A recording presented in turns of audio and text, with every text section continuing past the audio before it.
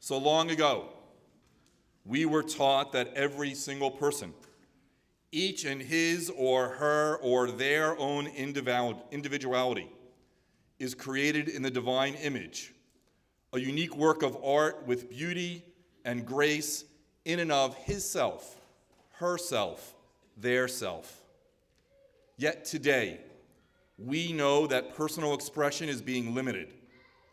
So please stand up if you are able as we rededicate ourselves to the individuality of every person. Let's join together. Tekiah, Shivarim Teruah, Tekiah. Put your hands together for Jake Goodman of the Opportunity Fund. Hello, everybody. Shana Tova, Happy New Year. I'm so honored to be up here today to talk with you. And I should say, I have spoke to several people in this room who could just as easily, if not more easily, be giving the same, what I will be standing up for, a speech about queer rights here at this time. So thank you for having me. I do stand up for queer rights, and I think the first question to ask is, what does that mean, and why are you using the word queer? For some of you, I know this is old hat, but just a little background. The word queer, as I understand it, has 4 meanings. The first meaning, I think, comes from like Alice. I think of Alice in Wonderland. Like, how queer is this world? How strange, awkward, unusual.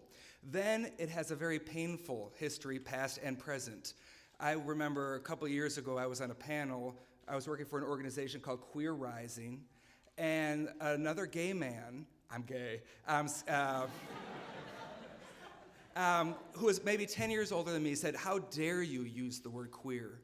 You were not there in the 80s when my friends were dying every week, and we would go to funerals, and there would be people literally spitting at us and calling us queer." And he was right. I was alive, but I was not there. And that is a real part of the word queer's history. Also, academia has taken the word queer and made this very beautiful, I think, spiritual concept, which says that as we go through life, we learn who we are, and we come up with different boundaries and labels. That I am this, I am this, I am not that, I am not that. It can put boxes on us and constrict us. I am a gay man, so I don't play sports. I am a mother, so I don't do things for myself.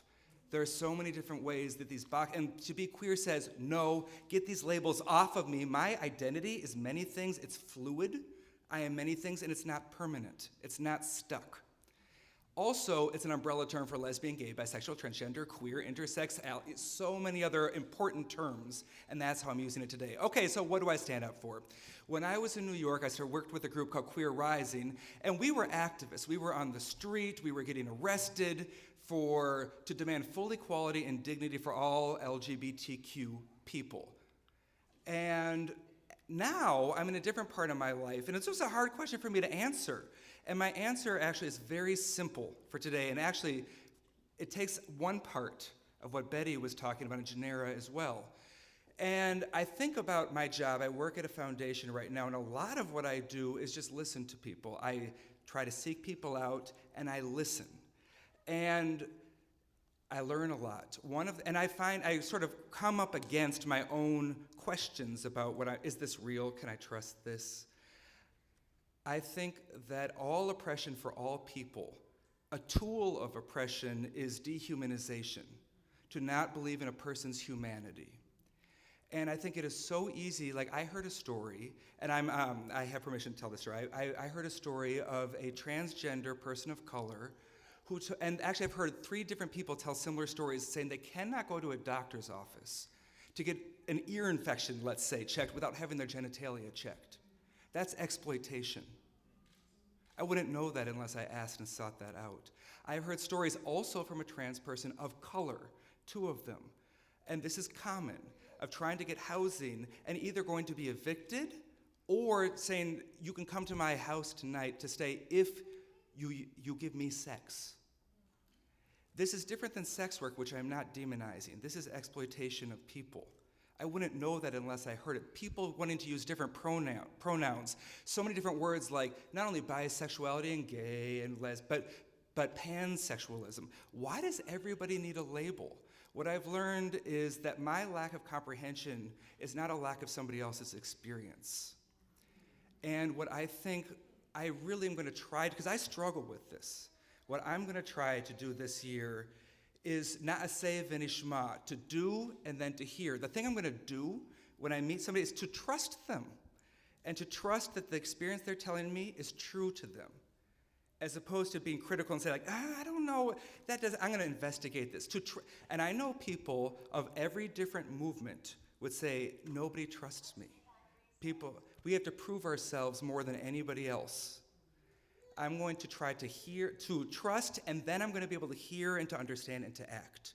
So the question that I leave everybody with today to talk at the table is, what are parts of ourselves where we put undue suspicion onto other people? And how can we try to let go of it? Let go of our to give a suspension of disbelief, and to trust other people because they are humans like we are.